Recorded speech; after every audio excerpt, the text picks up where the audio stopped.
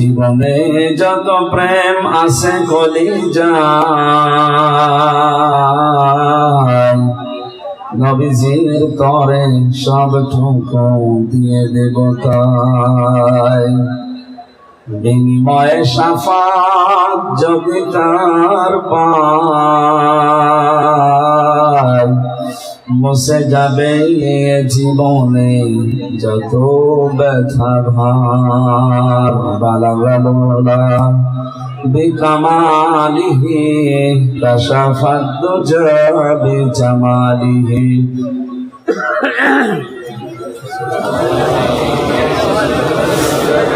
সাল্লু আলাইহি ওয়া আলিহি। আলহামদুলিল্লাহ, বাংলাদেশের ঐতিহ্যবাহী জেলা ভোলা, একমাত্র দ্বীপ জেলা ভোলা, বোরহানউদ্দিন থানার অন্তর্গত বোরহানগঞ্জ বাজার কুলসুম রহমান মাধ্যমিক বিদ্যালয় ময়দানে বোরহানগঞ্জ বাজার ব্যবসায়ী ও তাফসীর কমিটির উদ্যোগে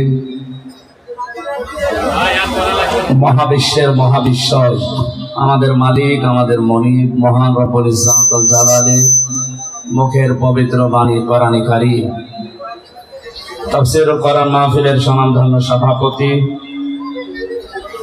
ইউনিয়ন পরিষদের সম্মানিত চেয়ারম্যান, আমাদের অভিভাবক, হায়াতে তাজ্জাবা সিহাতে কুল্লিয়া কামনা করছি আল্লাহ যেন দান করেন, বলেন আমিন। এতক্ষণ পর্যন্ত সুরের জগতে আপনাদেরকে মাতিয়ে রেখেছিলেন জাতীয় পুরস্কার প্রাপ্ত জনপ্রিয় কণ্ঠশিল্পী, টেলিভিশন উপস্থাপক এবং বিচারক, ইসলামিক চিন্তাবিদ, শিক্ষাবিদ, শ্রদ্ধাভাজন বড় ভাই জনাব ওবায়দুল্লাহ তারিক, আতালাল্লাহু আমরাহু ওয়া বারাকাল্লাহু ফি হায়াতি, বলেন আমিন। এতক্ষণ যারা আলোচনা রাখলেন, মোল্লা গ্রাম জামে মসজিদ সম্মানিত খতিব,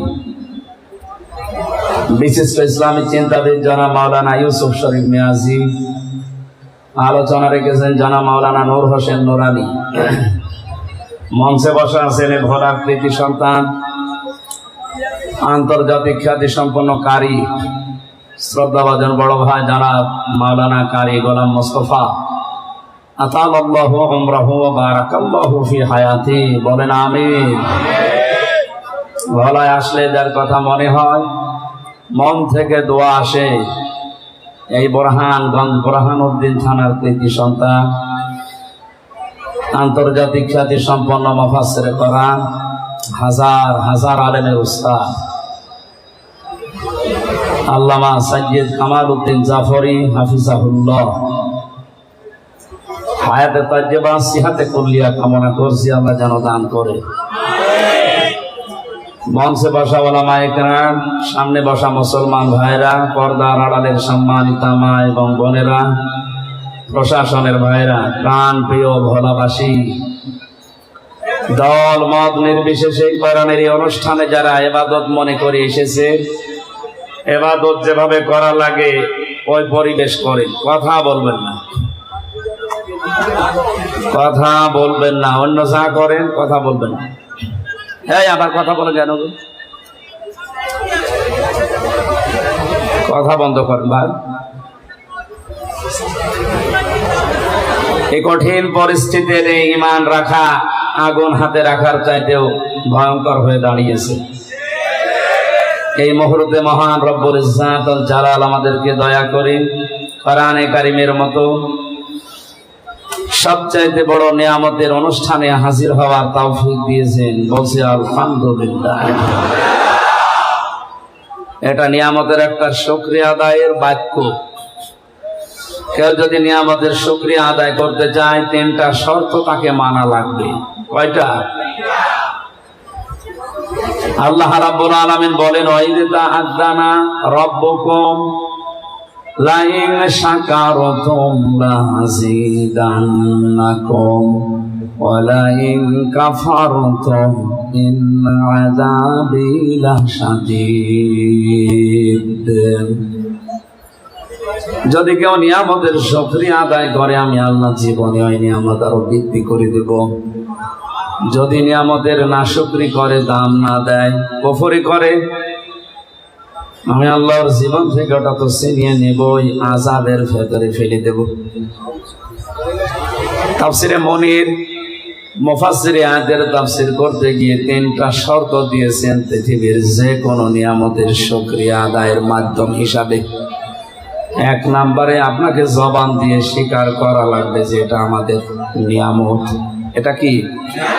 এটা যে নিয়ামত, এটা আমি আসার সময় লঞ্চ থেকে স্পিরিট বোর্ড থেকে নামার পরে বুঝতে পেরেছি যে আজকে ভোলাই যারাই আছে এই দ্বীপে সবার কাছে কোরআনের এই অনুষ্ঠানটা আজকে নিয়ামত।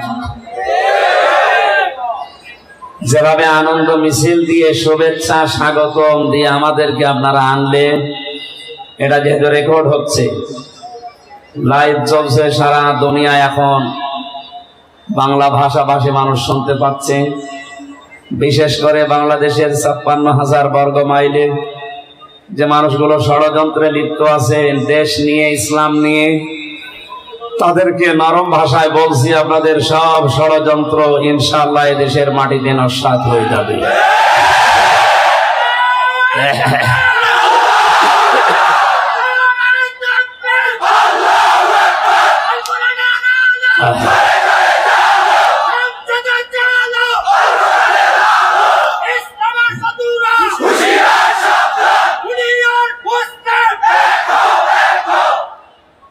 ভোলাবাসী কয়েকদিন আগে 14 দলের সাথে মাননীয় প্রধানমন্ত্রী শেখ হাসিনার একটা গোপন বৈঠক ছিল। ওনার যে কথাগুলো শেষের দিকে উনি আশঙ্কা করছেন চট্টগ্রামের কয়েকটা জেলা এবং মায়ানমারের কিছু অংশ নিয়ে আন্তর্জাতিক সাম্রাজ্যবাদী যারা, এরা ষড়যন্ত্র করে স্বাধীন খ্রিস্টান রাষ্ট্র বানানোর পায়তারা করছে। ওনার শেষের যে 4-5টা কথা, দল মত নির্বিশেষে আমাদেরকে কথার দিকে নজর দিয়ে সতর্ক হওয়া লাগবে এখনই। মানে কয়েকটা দেশের উদাহরণ টেনেছেন, ইন্দোনেশিয়ার পূর্বতৈমুর এবং দক্ষিণ সুদানের মতো কিছুদিন আগে যেগুলো খ্রিস্টান রাষ্ট্র বলে ঘোষণা দিয়েছে গণভোটের মাধ্যমে। জানেন পৃথিবীতে 228টা রাষ্ট্র স্বাধীন এবং পরাধীন মিলিয়ে 57টা মাত্র মুসলমান রাষ্ট্র আমরা, আর বাকি সব ওইগুলো মনে করছেন না, ওগুলো সব তো খ্রিস্টান না। খ্রিস্টান, ইহুদি, হিন্দু, বৌদ্ধ, মাজুসি যা আছে দুনিয়ায়, মুসলমান বাদ দিয়ে ওরা সব এক। আল্লাহ তাআলা বলেন, ইয়া আইয়ুহাল্লাযীনা আমানু লা তাত্তাখিযুল ইয়াহুদা ওয়ান নাসারা আউলিয়া বা'দুহুম আউলিয়াউ বা'দ। ঈমানদারেরা কখনো ইহুদি আর খ্রিস্টানদেরকে বন্ধুরূপে গ্রহণ করবা না, কারণ এরা একে অপরের বন্ধু। ওরা উপরে হয়তো কিছু বলতে পারে, কিন্তু ভেতরে ভেতরে পৃথিবীর মুসলমানকে টাইট করার জন্য সব রসুনের পেছনের মতো এক। হ্যাঁ, আমরা যে পজিশনে এখন আছি, ওদেরকে একেবারে ছেড়ে দিয়ে আপনি সাগরে ডুব দেওয়া লাগবে, সাগরে ডুবে মরা লাগবে। এই জন্য আয়াতের কথা শেষের দিকে আল্লাহ জানিয়েছেন, আমাইয়াতাবাল্লাহু মিনকুম ফাইন্নাহু মিনহুম ইন্নাল্লাহা লা ইয়াহদিল কওমাল যালিমিন। কেউ যদি তাদের দিকে ফিরে যায়, আল্লাহ তোমাদেরকে ওদের মতো বানিয়ে দেবে। জালেমদেরকে আল্লাহ পথ দেখান না। এটা আয়াতের বাংলা অর্থ ছিল।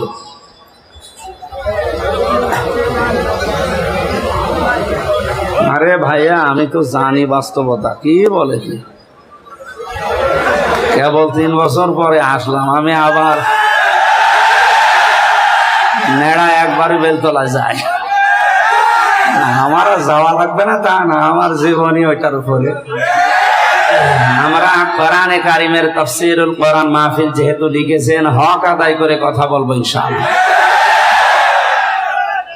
কারণ যে জবান কোরআনে কারিম প্রচার করে, ওই জবান পৃথিবীর কাউকে দেখে ডরায় না। আমরা খুব খেয়াল করে কথা শুনি, প্রচন্ড গরম তো। আর আমার কণ্ঠের যে অবস্থা, রংপুর বিভাগে কিছুদিন ছিলাম, লালমনিরহাট, কুড়িগ্রাম, রংপুরে। ওই এলাকার লোকজন একটু গরিব তো, ওরা ফ্যান দেয়। দিনের বেলায় মাহফিল ছিল, শরীরে ঘাম বসে গলা বসে কষ্ট হচ্ছে কথা বলতে। আপনারা একটু পিছিয়ে বসেন তো, কয়েকজন একটু পিছিয়ে বসেন, খালি বারবার ডিস্টার্ব করে। আপনি এত লম্বা মানুষ তো, সমস্যা এই জায়গায়।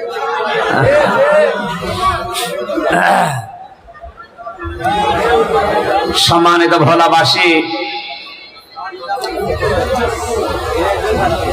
ওদের সাথে বন্ধুত্ব করা যাবে না একেবারে তা না, যতক্ষণ পর্যন্ত ওরা একে অপরের বন্ধু হিসাবে কাজ করবে ততক্ষণ ওদের সাথে বন্ধুত্ব করা যাবে না। আল্লাহর ঘোষণা ছিল এইটা। আজ আমরা বাস্তবে তো এইটাই দেখছি। কাশ্মীরকে যেভাবে অত্যাচার, জুলুম, নির্যাতন আর হত্যা করা হয়েছে, এই জায়গায় যদি আমেরিকা কথা বলতো তাহলে আমরা একটু কিছু না হলেও কিছু মানতে পারতাম। এই জায়গায় ইসরায়েলের বিপক্ষে কোনো অবস্থান তাদের নেই। আবার এয়ার বেস তৈরি করছে মায়ানমারের এদিকে, বাংলাদেশের সীমানার শেষে। প্রধানমন্ত্রীর শেষ কথা ছিল এইটা যে এয়ার বেস তৈরি করে আপনি কাকে হামলা করবেন। তার মানে ভেতরে অনেক কিছু লুকিয়ে আছে, যদিও সব কথা উনি বলতে পারেন। 57টা মুসলমান রাষ্ট্রের এখন সবচাইতে বড় ইবাদত হবে বাংলাদেশের এই ভূখণ্ডকে স্বাধীন যেভাবে আছে এটা যেন অখণ্ডতা ঠিক রেখে এর সামঞ্জস্য, ভারসাম্য এটা যেন ঠিক থাকে, যেন টুকরা টুকরা হয়ে না যায়। কারণ ওদের চামড়া সাদা তো, ওরা সব করতে পারে। আমি ভেতরে নাই নামলাম। এই জন্য সাবধান হওয়া লাগবে আমাদের, এখনই সতর্ক হওয়া লাগবে। প্রধানমন্ত্রী আশঙ্কা যদি সত্যিই বাস্তবে রূপ নেয় তাহলে স্বাধীনভাবে কথা বলার মতো যোগ্যতা আমরা অনেকে হারিয়ে ফেলব। পরাধীন থাকলে কি হয় আপনি আজকে ইন্টারনেটে দেখতে পাচ্ছেন না? সবচাইতে বড় নিয়ামত আমরা স্বাধীন, একটা পতাকা পেয়েছি, মানচিত্র পেয়েছি। এখন সবচাইতে বড় বিষয় কোরআনে কারিমকে এই দেশের সংবিধান হিসাবে আমরা যেন পাই। কারণ 53 বছর আমরা দেখলাম বিভিন্ন আইন দিয়ে দেশটা চলেছে, কাঙ্ক্ষিত মানের শান্তি আমরা এখনো দেখতে পাইনি, আর পাওয়া সম্ভব না। কোরআন দিয়ে দেশ চললে কেমন দেখা যায় এটা দেখতে বাকি আছে। এটা দেখেছেন আপনি? দেখেননি, এটা দেখতে এখনো বাকি আছে। সুতরাং কে কোন দল করেন, কোন মতে আছেন আমি জানি না। যে হাদিস পড়লাম, হাদিসের দ্বিতীয় পয়েন্টে এইটাই ছিল। আল্লাহর নবী জানিয়েছেন, মান ক্বারাআল কুরআনা, যে ব্যক্তি কোরআন পড়ে। আমি এই শব্দের ভেতরে 4টা বিষয় পেয়েছি।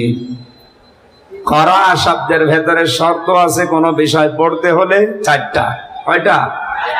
1 নাম্বার, ওই বিষয় শুদ্ধ করে পড়া লাগবে। এখানে পড়ার কথা কি বলেন না কেন? মান ক্বারাআল কুরআনা, যে ব্যক্তি কোরআন পড়ে। আজকে চেয়ারম্যান সাহেব সহ যত মানুষ এখানে আছি, আমরা দল মত আলাদা থাকতে পারি, কিন্তু কোরআন পড়ি এ ব্যাপারে আর কোনো পার্থক্য আছে? নবীজি ওই শব্দটাই দিয়েছেন। যদি কেউ কোরআন পড়ে তার শর্ত মানা লাগবে কয়টা? 1 নম্বরে শুদ্ধ করে পড়বেন, গোলাম মোস্তফা সাহেবের মতো। যদিও ওনার মতো আপনারা পারবেন না, তারপরও চেষ্টা চালানো লাগবে শুদ্ধ করে পড়া। এটা নফল না ফরজ? 2 নম্বর, এটাকে বোঝার চেষ্টা চালাতে হবে। এই সিস্টেম গুলো আজ বাংলাদেশে আরো দিন যত যাবে বাড়াতে হবে। কি করে কোরআন বোঝা যায়, এই প্রতিষ্ঠান আরো বাড়ানো দরকার। প্রধানমন্ত্রী শেখ হাসিনাকে ধন্যবাদ জানাচ্ছি, 560টার উপরে যে মসজিদ বানিয়েছে। অন্তত এখানে আর যাই হোক সেজদা তো দেবে কিছু না কিছু। যদি 560টা মন্দির বানাতো শিরিক হইতো। এক কথা বলে না কেন? অনেকে দল করেন না, ঠিক আছে, কিন্তু কাজটা তো ভালো, এই কাজেরও সাপোর্ট দিচ্ছেন না। সুতরাং 560টা মসজিদ বানিয়ে এই যে 7-8টা পয়েন্ট লেখা আছে প্রতিটি মসজিদের সামনে, দেখবেন কিছু কিছু কাজগুলো এই মসজিদ কেন্দ্রিক হওয়ার দাবি জানিয়েছে, এগুলো যেন বাস্তবায়ন হয়। কোরআনে কারিম শিক্ষার ব্যবস্থা করা লাগবে এই মসজিদ ভিত্তিক। এই জায়গা থেকে বঙ্গবন্ধু শেখ মুজিবুর রহমান ইসলামিক ফাউন্ডেশনের মাধ্যমে যেটা করেছিলেন, আজ হাজার লক্ষ ছেলে মেয়েরা ইসলামিক ফাউন্ডেশনের মাধ্যমে কোরআন এবং হাদিসের কিছু কিছু জিনিস শিখতে পারছে। এটা আরো ব্যাপক করা দরকার। কোরআনে কারিম শুধু পড়া না, শুদ্ধ করে বোঝার পরিবেশ আরো সহজলভ্য করা দরকার। এ বিষয়ে আমরা একমত আছি না? 3 নম্বরে শুধু বুঝলেই হবে না, এটাকে আপনি যতটুকু বুঝেছেন অতটুকু জেনে নিজের প্র্যাকটিক্যাল লাইফে মানবেন। আল্লাহ রাব্বুল আলামিন জানিয়েছেন, ওয়ালা ইয়াহুদ্দু আলা তুআমিল মিসকিন, হে নবী এতিম মিসকিনদেরকে আপনি খাবার যারা দেয় না, খাবার দিতে উৎসাহ দেয় না, আমি আল্লাহ বলছি এরা কিয়ামত বিশ্বাস করে না। এখন আপনি একটা আমল করবেন কি করে?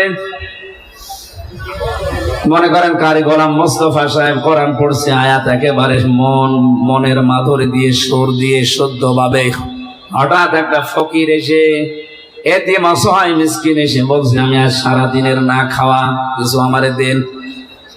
ওনার এই মুহূর্তে কোরআনের আমল হবে ওই আয়াতের এইটা, যদি সমর্থ থাকে কোরআন পড়া বন্ধ করে তার খাবারের ব্যবস্থা করা। আর এইটা না করে ওনার গলায় সুর আছে, যদি সুর আরো বাড়িয়ে দেয়, ওয়ালা ইয়াহুব্বু আলা তুআমিল মিসকিন, হয়তো প্রতিটি অক্ষরে 10টা করে নেকি হবে, মাস্ট বি হবে, কিন্তু আজ যে উদ্দেশ্যে নাজিল হয়েছিল উদ্দেশ্য পারপাস আদায় হবে না। এই জন্য ওনার উচিত হচ্ছে ওই আয়াতটা পড়া এখনই বন্ধ করে সমর্থ থাকলে কি করে তার খাবারের ব্যবস্থা নিজে করা যায়, যদি নিজে না পারা যায় যেন উৎসাহ উদ্দীপনা মানুষকে দিয়েও ব্যবস্থা করা যায়। তাহলে কোরআনের আয়াত শুদ্ধ করে পড়া, এটা বোঝা এবং এর উপরে নিজের জীবন সেট করা, আমল করা। 4 নম্বরে যতটুকু জানবেন এতটুকু যেন মানুষ আমল করতে পারে, ওই পরিবেশ তৈরি করে দেওয়া। আরে পরিবেশ তৈরি করতে হলেই পরের শব্দের দিকে তাকান। মান ক্বারাআল কোরআন বলার পরেই নবীজি বললেন ফাস্তাযহারাহু, কোরআন পড়ার পরে কোরআনকে যারা ইজহার করার চেষ্টা করে, ইজহার মানে আরে ভাই তো নুন সাকিন আর মিম সাকিনের কায়দা স্পষ্ট। ইজহার মানে এখানে যেটা নবীজি জানাতে চেয়েছেন, আমি 33টার উপরে অর্থ পেয়েছি এজহারের। এজহার মানে স্পষ্ট করা, এজহার মানে খুলে ফেলা, এজহার মানে প্রকাশ করা, এজহার মানে দাঁড় করানো, এজহার মানে কায়েম করা, এজহার মানে বিজয় করা। কোরআন যারা পড়বে আর কোরআনকে বিজয় করার জন্য যারা দুনিয়ায় চেষ্টা চালাবে। দ্বিতীয় পয়েন্টের শব্দের অর্থ করতে গেলে অনেক মানুষ না বুঝে মন খারাপ করতে পারে। এই যে না বুঝেছে মন খারাপ করতে পারে এই শব্দকে আমি বানালাম। বলেন 1500 বছর আগে কোরআনে কারিমে আল্লাহ জানিয়েছেন, হে নবী কিতাবুন উনজিলা ইলাইকা ফালা ইয়াকুন ফি সাদরিকা হারাজুম মিনহু লিতুনযিরা বিহি ওয়া যিকরা লিল মুমিনিন। আল্লাহ পাক বলেন এই একটা কিতাব যেটা আপনাকে আমি দিয়েছি, শুধু সোমা খাবেন আর মাথার উপরে রেখে দেবেন। বলেন ইয়াদের মূল লক্ষ্য যেটা আমি অনেকগুলো তাফসীর এক জায়গায় মিলিয়ে সমন্বয় করে যেটা আমার বুঝে এসেছে, দেখেন তো বাস্তবে মিলে কিনা। আল্লাহ পাক বোঝাতে চেয়েছেন নবী আপনি এই কোরআনটা পাওয়ার পরে জাতিকে আপনি এইটার মাধ্যমে সতর্ক করবেন, আর এটা সতর্ক করার সময় আপনার মনের ভেতরে যেন কোনো সংকীর্ণতা কাজ না করে। হারাজন শব্দের ব্যাখ্যা আছে 2টা। 1 নম্বরে কোরআন দিয়ে যখন আপনি উপদেশ দিতে যাবেন জাতির সামনে, আপনার সামনে এমন এমন মানুষ বসা থাকবে তারা আপনার কোরআনের বক্তব্য না বোঝার কারণে মন খারাপ করতে পারে। এ ধরনের মানুষ দেশে নেই। 2 নম্বরে এই ভোলা দ্বীপে হাজারো বছর ধরে আবহমান কাল থেকে এমন এমন নিয়ম নীতি ইবাদত মনে করে মানুষ পালন করে আসছে, আসলে যেটা ইবাদত না। ইবাদত হওয়ার জন্য আল্লাহর হুকুম লাগবে, রসুলের তরিকা লাগবে। কথা বলেন না কেন? আমি আপনি যতই ভালো মনে করে আন্দাজে একটা কিছু বানিয়ে নিলাম, ইবাদত হবে না, জীবনও না। ইবাদত হওয়ার জন্য শর্ত হচ্ছে আল্লাহর হুকুম, রাসূলের তরিকা। আমাদের দেশে অনেক জায়গায় আমরা এটা দেখি, আল্লাহর হুকুম হয়তো আছে কিন্তু রসুলের তরিকা নেই, তরিকা আছে বাবার। জিকির একটা ইবাদত, আল্লাহর হুকুম আছে না নেই? উযকুরুল্লাহ, তোমরা আল্লাহর জিকির করো। এই শব্দটাকে সামনে রেখে কি কারণে, কিভাবে, কোন পদ্ধতিতে, কখন জিকির করবেন, এটা নিয়ম নীতি, সময়, এই পদ্ধতি জানিয়েছে রাসূলুল্লাহ। কথা বলেন না কেন? রাসূলুল্লাহর এই পদ্ধতি বাদ দিয়েছে অনেকেই নিজের দরবার কেন্দ্রিক, বাবা কেন্দ্রিক পদ্ধতি আবিষ্কার করেছে। নবীজি আপনি যখন এটা বলতে যাবেন কোরআন দিয়ে, তখন দেখবেন ওই জামানায় কিছু মানুষ দেখবে না, আমার বাবা, আমার দাদা, আমার পরদাদা করেছে এইভাবে, মোহাম্মদ নতুন করে কি বলে, তখন আপনার এই কথা মানতে চাবে না। শুধু মানতে চাবে না তা না, ওয়াইদা তুতলা আলাইহিম আয়াতুনা বায়্যিনাতিন তা'রিফু ফি ওয়ুজুহিল লাযীনা কাফারুল মুনকার। আয়াতের ভেতরে দুইটা বিষয় আছে। কারি গোলাম মোস্তফা আমির হামজা দুইটা বিষয় আয়াতের ভেতরে আমি বলছি। এক নম্বরে আয়াতুনা, তুতলা আলাইহিম আয়াতুনা, যখন তেলাওয়াত করবে আপনাদের সামনে আল্লাহর কোরআন, এ পর্যন্ত উনি যেহেতু তেলাওয়াত করেন সংসদে পর্যন্ত, আন্তর্জাতিক বিভিন্ন অঙ্গনের সুরের ঝংকার করে কোরআনে কারীম তেলাওয়াত করে মুগ্ধ করেন। আয়াতের প্রথম অংশ পর্যন্ত যদি উনি এখনো এখানে বসে বসে পড়ে, ওয়াইদা তুতলা আলাইহিম আয়াতুনা, এ পর্যন্ত, এখানে যত মানুষ আছে দল মত নির্বিশেষে, আমার মনে হয় ওনার যুবক বেলার যে কণ্ঠ ছিল এখন পান খেয়ে কণ্ঠ নষ্ট করে ফেলেছে। যুবক বয়সের ওই কণ্ঠ দিয়ে যদি এখানে ভালো মাইক দিয়ে সাউন্ড সিস্টেম দিয়ে পড়ে, সবাই গভীর মনোযোগ দিয়ে অনেকে বুঝতে পারলে কাঁদবে। পরবর্তী শব্দ যেটা, ওটা উনি হোক আর আমি হই, বায্যিনাত, স্পষ্ট দলিল আর প্রমাণ যেগুলো উনি এতক্ষণ পড়েছে, ওর ভেতর থেকে আল্লাহ যেটা বলতে চায়, যেটা শিক্ষা দিতে চায়, ওটা যদি আমি বাস্তব অভিজ্ঞতার আলোকে বলতে চাই, আল্লাহ বলেন, হে নবী, কোরআন যারা বিশ্বাস করে না ওরা শুধু চোখ থাকবে তা না, দেখবেন আপনাকে তেড়ে তেড়ে মারতে আসবে। আয়াতের বাস্তবতা দেখেন তো।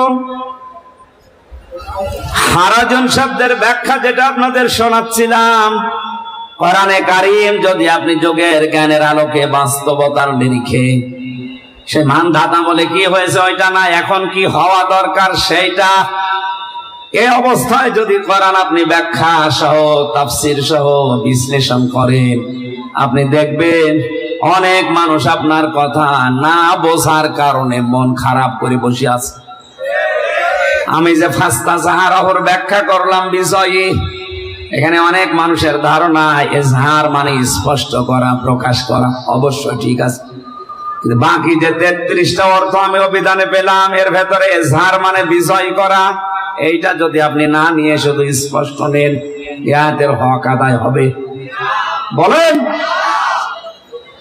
কোরআন এবং হাদিসের যেই শব্দের অর্থ যেখানে সুন্দরভাবে সেট হয়, আপনাকে ওই জায়গায় স্থান কাল পাত্র ভেদে সেট করা লাগবে।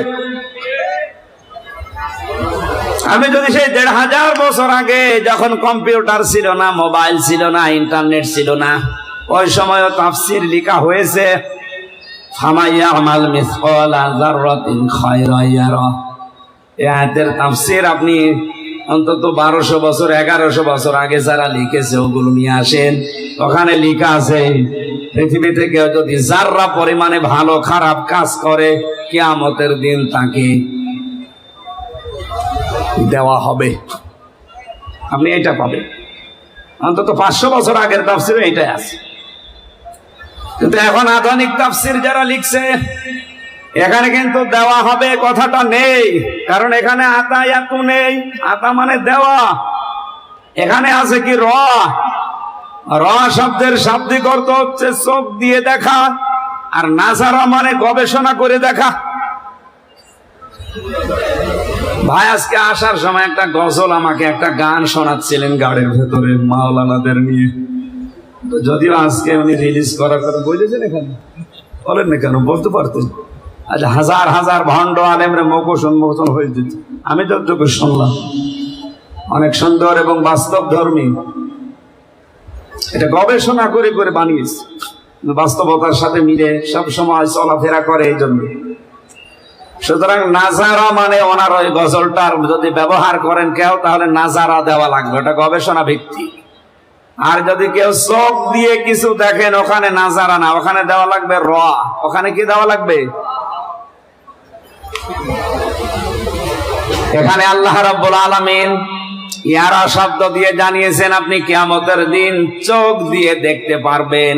দুনিয়াতে যদি যারা পরিমাণে ভালো খারাপ কাজ যাই করেন, ভোলাবাসী একটু খেয়াল করে মিলান তো, 500 বছর আগে যখন কম্পিউটার তৈরি হয়নি, ইন্টারনেট ছিল না, ফেসবুক, মোবাইল, ভিডিও ক্যামেরা ছিল না, ওই সময় যদি কেউ তাফসীর করে মানুষকে বোঝাতো আপনি যা যা করছেন এগুলো কিন্তু ভিডিও ক্লিপ আকারে দেখানো হবে, আমার মনে হয় জমানায় কেউ বিশ্বাস করতো না, আর বলতো এ হামজা পাগল হয়ে গেছে। এক কথা বলেন না কেন? কারণ একটা জিনিস অতীত হয়ে যাওয়ার পর ওইটা যে আবার দেখা যায়, এই সিস্টেমই তখন মানুষের জানা। কিন্তু এখন এই ভিডিও ক্যামেরা হওয়ার কারণে এই যা হচ্ছে এটা যদি 20 বছর 50 বছর পরে আবার এইভাবে দেখতে চান, কোথায় আমি আঙ্গুল উঁচু করেছি এইটা দেখা যাবে না। কথা বলে না কেন? এই জন্য আল্লাহ আরো দিয়েছেন, এই পৃথিবীর ময়দানে আপনি কাউকে যদি চড় এভাবে উঁচু করেন, মারেননি, এভাবে উঁচু করেছিলেন, ওইটাও কিয়ামতে আপনি দেখতে পাবেন। এখানে স্থান কাল পাত্র ভেদে দিন যত যাবে, বাস্তবতার নিরিখে কোরআনের মুজিজা দিনের যত মিলবে তত আরো আশ্চর্য বের হবে। মানুষ কোরআন বিশ্বাস করা এবং বোঝা এ মানুষের জন্য সহজ হবে। এজহার মানে তাহলে এখানে নেওয়া লাগবে শুধু স্পষ্ট করা না, শুধু প্রকাশ করা না, এখানে আধুনিক ভাবে এখন নেওয়া লাগবে এজহার মানে বিজয়ী করা। কারণ আমরা দেখতে পাচ্ছি এখন বর্তমান বিশ্বে কোন বিষয় যদি বিজয়ী না থাকে, বিষয় বেশে যদি কোনো বিষয় না আসে, তাহলে ওই বিষয়ের সফল পাওয়া যায় না। এই জন্য হাদিসের 3 আর 4 নাম্বার পয়েন্টের দিকে তাকান। নবীজির কথা কিন্তু প্রত্যেকটা গবেষণামূলক। আমাদের মতো তো বাসাল না আন্দাজে উঠে নাচানাচি করলাম। কথা বলে না কেন? নবীজির প্রতিটি কথার পেছনে যুক্তি ছিল, আর এক একটা কথাই লক্ষ লক্ষ কোটি কোটি কথা লুকিয়েছিল। যত গবেষণা করবেন, টান দেবেন, তত বের হবে। আল্লাহর নবী প্রথম 2টা কথা বলার পরে ফা শব্দ লাগিয়েছেন। এখানে আরবি গ্রামার যারা জানে জিজ্ঞাসা করেন, ফা 19টা অর্থে ব্যবহার হয়। কণ্ঠর সাপোর্ট না করলে তো মুসিবত হয়ে যাবে। দেখছে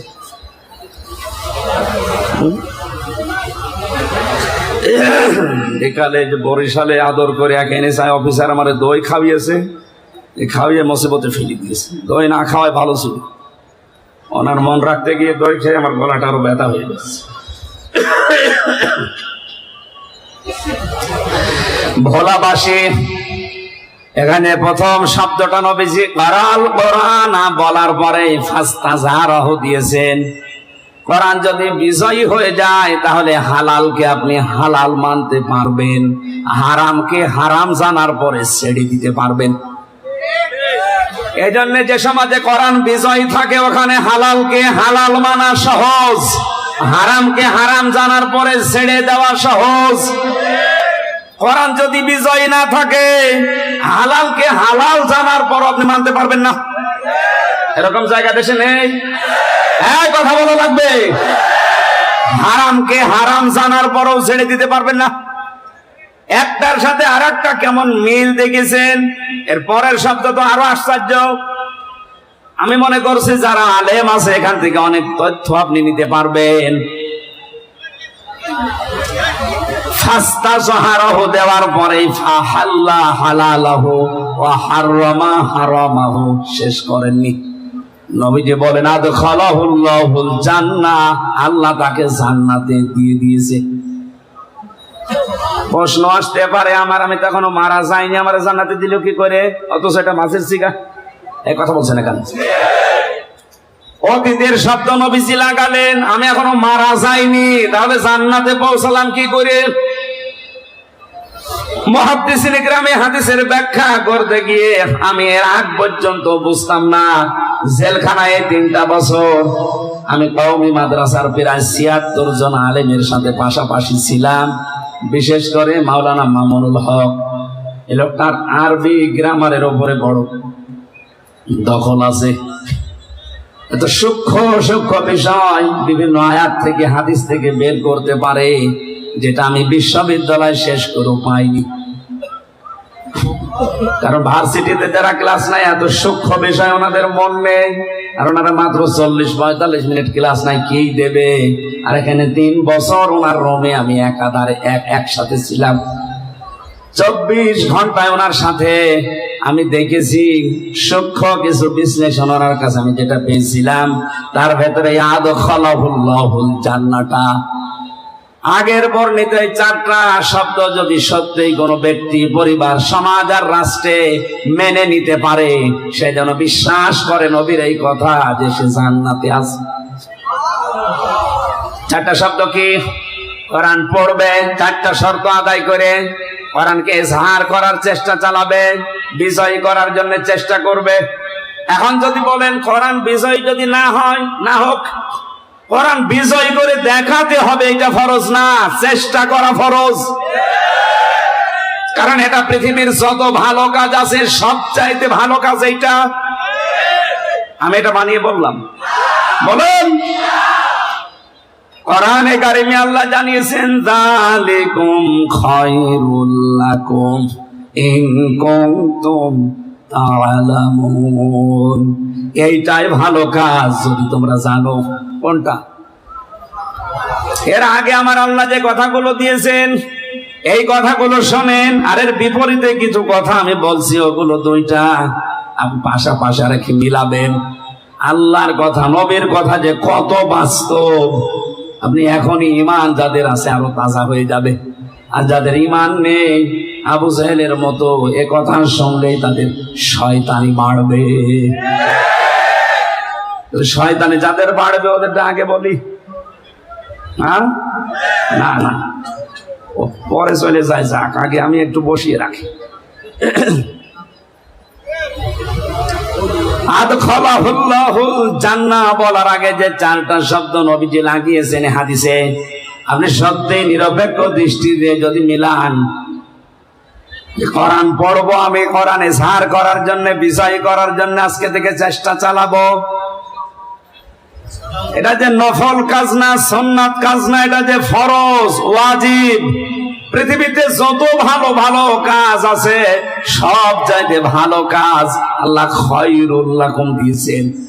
এইটাই ভালো কাজ বলার আগে আমার আল্লাহ জানিয়ে দিলেন, তুমিনুনা বিল্লাহি ওয়া রাসূলিহি ওয়া তুজাহিদুনা ফি সাবিলিল্লাহ বিআমওয়ালিকুম ওয়া আনফুসিকুম যালিকুম খায়রুল লাকুম। আল্লাহ বলেন, আল্লাহর উপরে যাদের বিশ্বাস আছে আর রাসূলের উপরে বিশ্বাস আছে, এই 2টাকে সামনে রেখে জান আর মাল দিয়ে আল্লাহর এই জমিনে আল্লাহর বিধানকে কায়েম করার জন্য, বিজয় করার জন্য যারা চেষ্টা চালাবে, এটা যে ভালো কাজ আমি কি বানাচ্ছি? বলুন, এদের মর্মবাণী মর্ম অর্থ এর আসল বিষয় উপলব্ধি করার ক্ষমতা হয়তো এখন বাংলাদেশে আমাদের হচ্ছে না। কিন্তু যাদেরকে আপনি আদর্শ বলে প্রচার করেন যে সাহাবীরা আমাদের আদর্শ, তাদের দিকে তাকান তো। হযরতে মুআয মুহাফিজ ওনার আয়াত বুঝেছিল, এই জন্য 11 বছর 13 বছর বয়সেও আল্লাহর দিন বিজয় করার জন্য হাঁটুর উপরে, পায়ের উপরে, গোড়ালের উপরে ভর দিয়ে হলেও যাওয়ার চেষ্টা করেছে।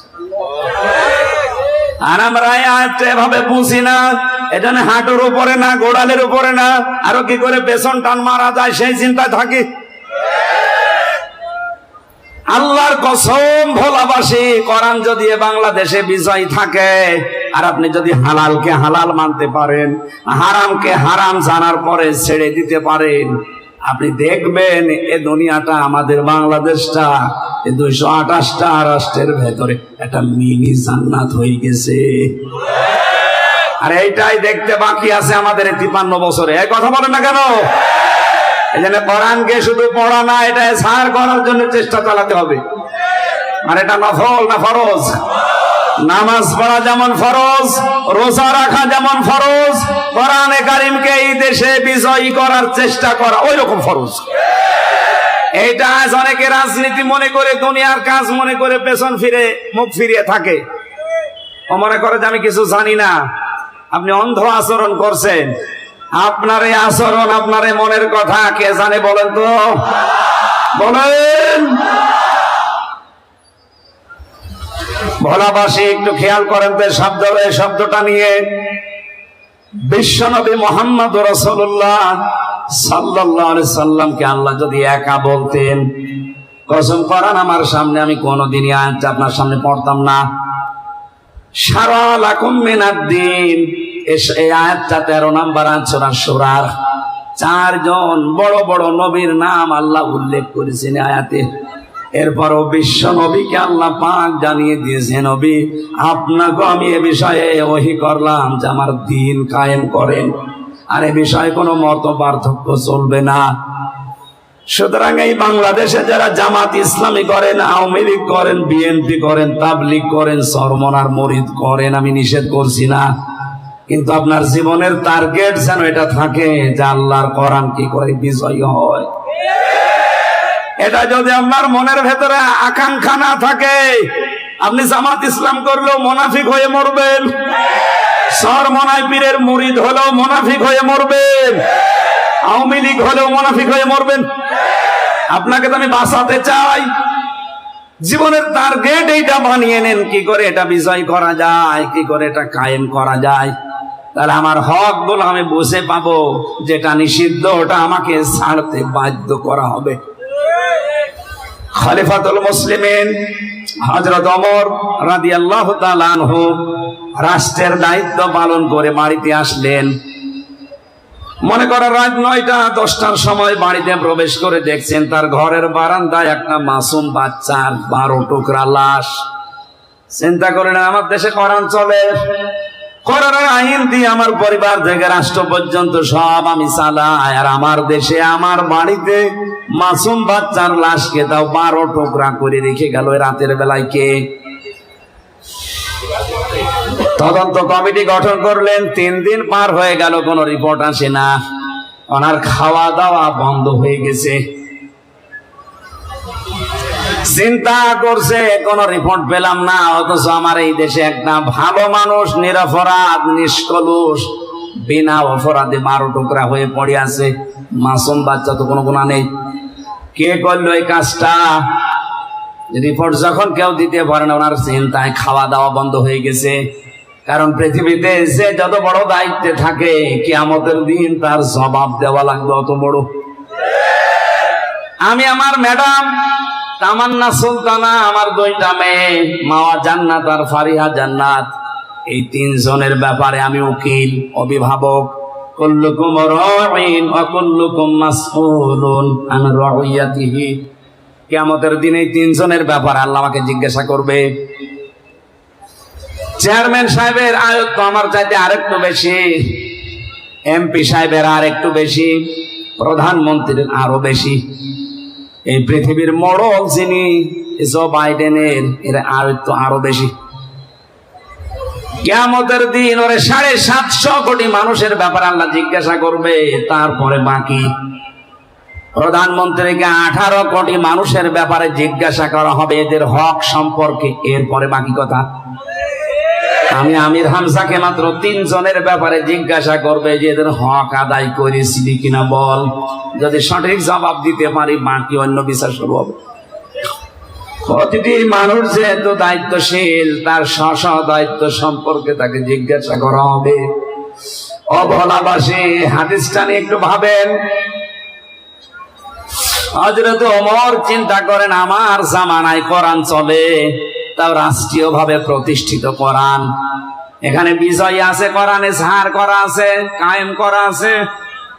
আর আমার দেশে এই অবস্থায় 12 টুকরা একটা লাশ পড়ে আছে, তাও আমার ঘরের বারান্দায় না। চিন্তা টেনশনে পেরেশানিতে খাওয়া দাওয়া বন্ধ করে দিয়েছে। হঠাৎ করে একটা যুবতী মেয়ে তার বাবাকে সহ রাজ দরবারে হাজির, ডাক দিয়ে বলে, খলিফাতুল মুসলিমিন, আপনি যে লাশের ব্যাপারে চিন্তিত, ওই মাসুম বাচ্চাটা আমার, আমি নিজেই ওকে 12 টুকরা করে আপনার বারান্দায় রাতে রেখে গেছি। হযরত ওমর বলে, মেয়ে কি বলো তুমি, বসো।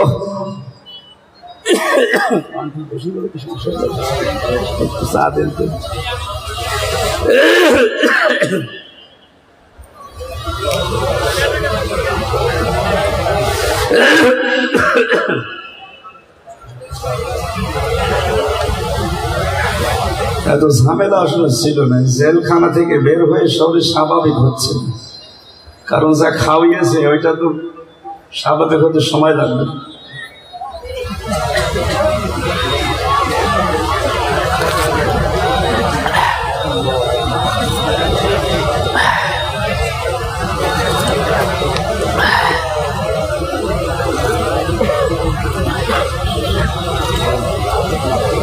খেয়ে ফেলেন, কাউকে নষ্ট করা।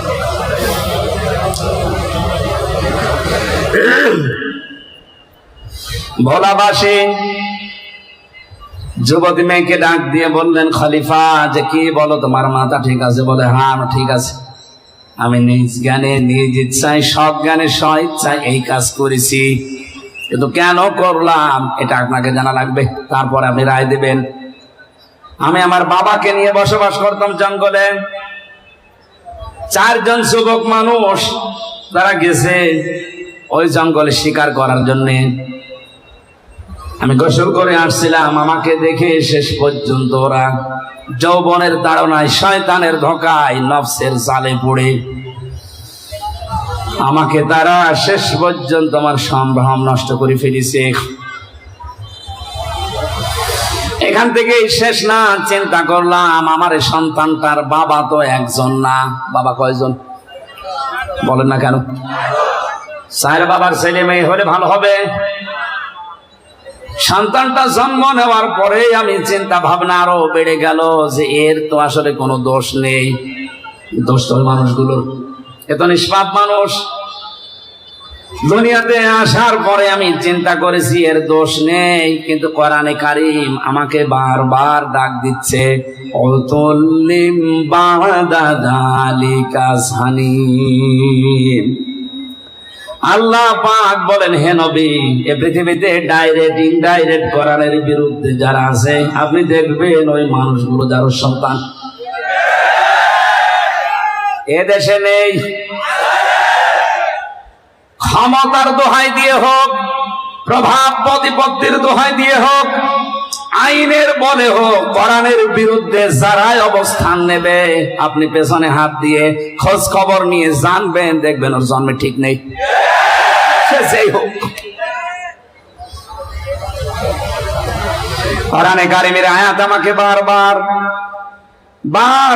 আমাকে তাড়া দেয় যে তোমার এই সন্তান তো ঠিক আছে, নিষ্পাপ, কিন্তু এর বাবা তো ঠিক নেই। কয়জন? 4 বাবার সন্তান কি হয়? জারুস। বলেন না কেন?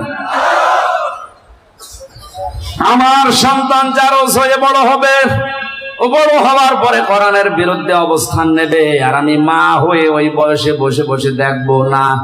ওই বয়স যাওয়ার আগে ওরে আমি দুনিয়া থেকে বিদায় করে দেই। এই জন্য কোরআনে কারিমের এই আদেশ আমার সামনে, এ কারণে টুকরা টুকরা করেছি 12টা। মনে করলাম আমার তো বিচার হওয়া দরকার, কারণ মানুষ হত্যা করে যদি বিচার না হয়, কোন বিচার কোরআনে কারিমে যেটা 500টা আইন আল্লাহ দিয়েছেন, এই 500 আইনের একটা আইনও যদি আপনি লঙ্ঘন করেন, আর ওই আইনটা যদি দুনিয়াতে বিচার সঠিকভাবে না হয়, কিয়ামতের দিন ওই বিচার আল্লাহ ডবল করে করবে। আমি বোঝাতে পারছি? পৃথিবীতে কোন কোরআনের আইনের কোন বিচার যদি আপনি না পান, যে কোনো কায়দায় বেঁচে গেলেন, কিয়ামতের দিন আমার আল্লাহ যদি ওই বিচার করে ডবল করে করবে। আর কোরআনে কারিমের 500 আইন এর বিরুদ্ধে অবস্থান নিয়ে পৃথিবীর জমিনে যদি আপনি কিছু করে থাকেন, কোরআনের আয়াতের ব্যাখ্যায় তাফসিরে আমি পড়েছি 2টা শাস্তি আপনাকে আল্লাহ দুনিয়ায় দেবেই। এটা আছে সূরা তহা 16 নম্বর পারা 19 নম্বর পৃষ্ঠা 12 নম্বর লাইনের 124 নম্বর আয়াতের ব্যাখ্যায়, ওমান আ'রাদা আন যিকরি ফাইন্না লাহু মাঈশাতান দানকা ইলা আখির আয়াত। দলিলগুলো লম্বা করে ব্যাখ্যা করে বলতে গেলে আমার আসল উদ্দেশ্য শেষ হয়ে যাবে।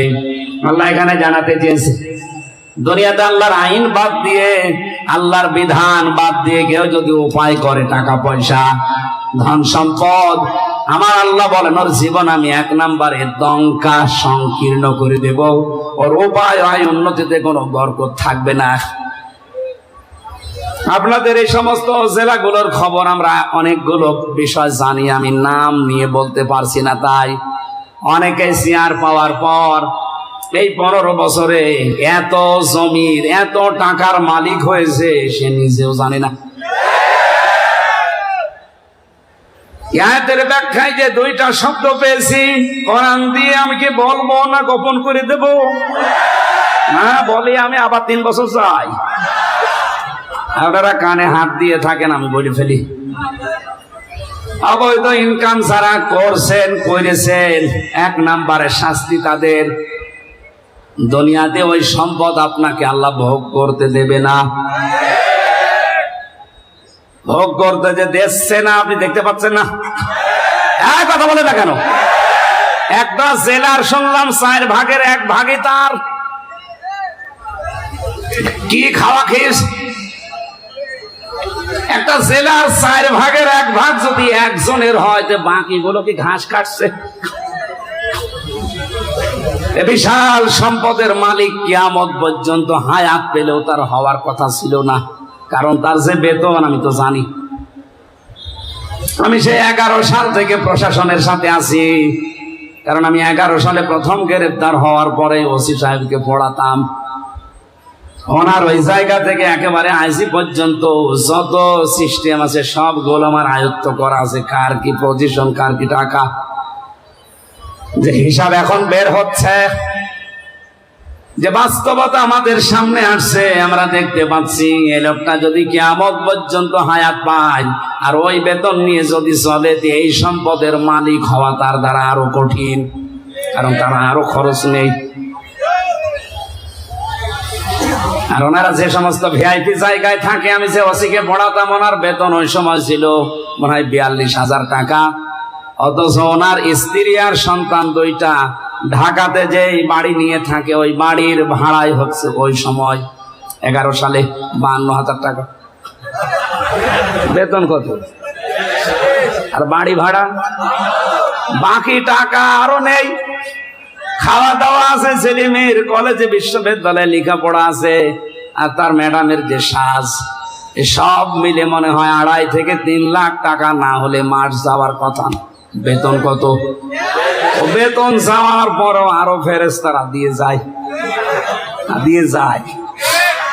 আমি একদিন পড়াচ্ছিলাম, প্রতি জমার দিন পড়াতাম, লা তাকুলু আমওয়ালাকুম বাইনাকুম বিল বাতিল, যে ঘুষ খাওয়া যাবে না। এই আয়াতটা হঠাৎ করে একটা লোক ব্রিফকেসের ভেতরে 10 লাখ টাকা নিয়ে ওনাকে বলছে, স্যার এই হাদিয়াটা রাখেন আর আমার ওই মাল ছেড়ে দিন। আমারে বলছো হুজুর নেবেন মানে আপনারে পড়ালাম কি, আর আজকে সেই ঘোষের আয়াত, এতদিন যাই পড়িয়েছি আজকে ঘোষের আয়াত পর্যন্ত এসেছে সূরা বাকারা, আর আপনি আজকে এই জিনিস পেয়েছেন। আমারে বলছো হুজুর এটা তো ঘোষ না, এটা তো হাদিয়া। হাদিয়া আপনার সরকার দেয় না?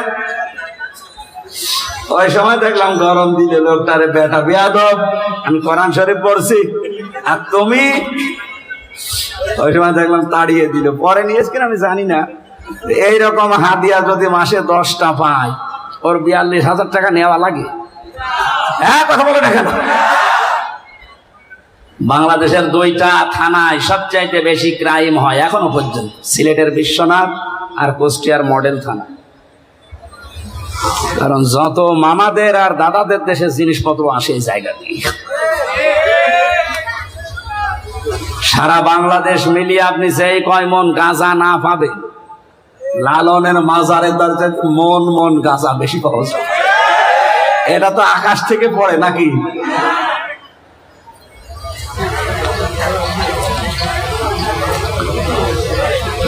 এই জন্য ওনার যে বেতন আছে, ওনার তো সংসার আছে, ছেলে মেয়ে আছে, স্ত্রী আছে, মা বাবা আছে, সব খরচ মিটিয়ে তারপর তো আপনি জমি কিনবেন। পাবেন কোথায়? পাবেন না।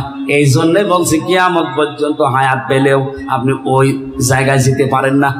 তারপরও যখন গিয়েছেন, আয়াতের বাস্তবতা দেখেন, দুনিয়াতে আল্লাহ সেই সম্পদ তাকে ভোগ করতে দিচ্ছে না। এই কথা বলা লাগবে। আমি কি 1,500 বছর আগের ওয়াজ করছি? 2-3 দিন আগে। বাকি দুনিয়াতে আল্লাহ এমন একটা চরম শাস্তির ভেতরে আপনাকে ফেলবে, যেটা দেখে দুনিয়া আটকে উঠবে, যেটা ঝিনাইদার একজনের ব্যাপারে আমরা দেখলাম। আরো আসতে বলেন।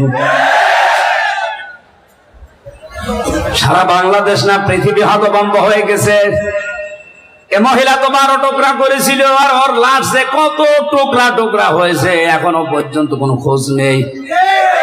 ছেলেমেয়েরা প্রতিদিন হায় হতাশ করছে, কান্নাকাটিতে, 1 টুকরা লাশ অন্তত দেন, একটু জানাজা পড়ি। আজকে ইন্টারনেটে দেখলাম কলকাতায় একটা সড়ক গাছের সাথে 2টা বিসি ঝুলিয়ে রেখে বলছে এটা অমকের বিসি। কোথায় নামিয়েছে চিন্তা করেছেন? বিসি যদি ওর না, ওটা মনে হয় ছাগলের বিসি হবে, কারণ যে সাইজ দেখলাম ওটা ওর বেশি হওয়ার কথা না। ওটা কোনো ছাগলের বিসি হবে, গাছের সাথে ঝুলিয়ে নিচে লিখে দিয়েছে অমকের বিসি। পৃথিবী আটকে উঠেছে। আমার তো মনে হচ্ছে 1,000 বছর আগে আয়াতে আল্লাহ যা বলেছে, এই 2024 সালের এই মে মাসের 29 তারিখে আমরা 100 ভাগ খাপের খাপ মুমতাজের বাপ মিলে গেছি। এই জন্য অবৈধ ইনকামে যারা আছেন থামেন। সে প্রভাব প্রতিপত্তির কারণে হোক, ক্ষমতার কারণে হোক, আইনের কারণে হোক, চেয়ারের কারণে হোক, যেখানে আছেন ওই জায়গায় থামেন। 1 নম্বরে আপনি জীবনে ওই অবৈধ সম্পদ ভোগ করতে পারবেন না, আর এমন চরম শাস্তির ভেতরে পড়বে দুনিয়া আটকে উঠবে। আল্লাহ এদেরকে বোঝার তৌফিক দাও, বলে না আমি জানি ওদের মগজে কথা ঢুকবে না, কারণ খতম আল্লাহু আলা কুলুবিহিম, কলবের উপর আল্লাহ মোহর মেরে দিয়েছে। আবু জাহেল যেদিন মারা যাচ্ছিল, আব্দুল্লাহ ইবনে মাসউদ রাদিয়াল্লাহু তাআলা আনহু তার বুকের উপরে বসার পরে যখন ছুরি চালাবে গলার উপরে, ডাক দিয়ে বলে তুই কে? কে মানে? আমি ইবনে মাসউদ। কোন মাসউদ? বলে আমাকে একটা চড় দিয়ে আমার ডান কান তুমি কালা করে দিয়েছিলে, নষ্ট করে দিয়েছিলে কোরআনে কারিমের সূরা রহমান পড়ার কারণে। সূরা রহমান যেদিন নাজিল হয়, ওই দিন বিশ্ব নবী ডাক দিয়ে বললেন, সাহাবীরা কে পারবে তোমরা রহমান তেলাওয়াত করতে? ইবনে মাসউদ দৌড় দিয়ে এসে বলেছিলেন, হে রাসূল আমার একটু অনুমতি দেন, আমি একটু তেলাওয়াত করে শোনাই। উনি কাবার চত্বরে উচ্চ কণ্ঠে আয়াতটা পড়েছিলেন, আর রহমানু আল্লামাল কোরআন খালাকাল ইনসানা আল্লামাহুল বায়ান। তেলাওয়াত শেষ হতে না হতে আবু জেহেল দৌড়িয়ে এসে এমন একটা চড় লাগিয়েছিল এই কানের উপরে, কান দিয়ে রক্ত বের হওয়ার পরে কানটা ওই যে নষ্ট হয়েছে, আর কোনোদিন উনি কানে শুনতে পাননি। ইবনে মাসউদ রাসূলের কাছে এসে কান দিয়ে রক্ত ঝরছে এটা দেখালেন। নবীজি ওই দিন কাঁদছিলেন, হযরত ইবনে মাসউদও কাঁদছিলেন। জিবরাইল এসে তাদের কান্নার মাঝে এসে মন খারাপ করে একটু কেঁদেছিলেন। এই লোকটা যেদিন মারা যায়, ইবনে মাসউদ রাদিয়াল্লাহু তাআলা আনহু তার বুকের উপরে বসলেন, ডাক দিয়ে বলে, আমাকে চিনতে পারোনি? সূরা রহমান পড়ার অপরাধে তুমি আমার কান দিয়ে রক্ত পর্যন্ত বের করে দিয়েছিলে। আমি সেই ইবনে মাসউদ। কি করতে চাও? তোমার এই কল্লাটা নবীর কাছে আমি নিয়ে যেতে চাই। আবু জেহেল ওই সময় বলেছিল, ইবনে মাসউদ, আমার গলাটা যখন কাটতে চাও একটু বড় করে কাটো, মানুষ যেন দেখলে বসে যে নেতার মাথা। শয়তান মরে যাচ্ছে, তেজ কমছে না। এরকম টাটকা শয়তান দেশে আছে না? কোরআন শরীফ দিয়ে না, ওদের বাকারি শরীফ দিয়ে বোঝালেও বুঝবে না। ইবনে মাসউদ চিন্তা করলেন, মাথাটা যদি নবীর কাছে নিয়ে যেতে পারে তাহলে নবীজি খুশি হয়ে আমার জন্য দোয়া করবেন। ডাক দিয়ে বললেন, তুই কালেমাটা পড়, আমি তোরে এখনো মাফ করে দেব।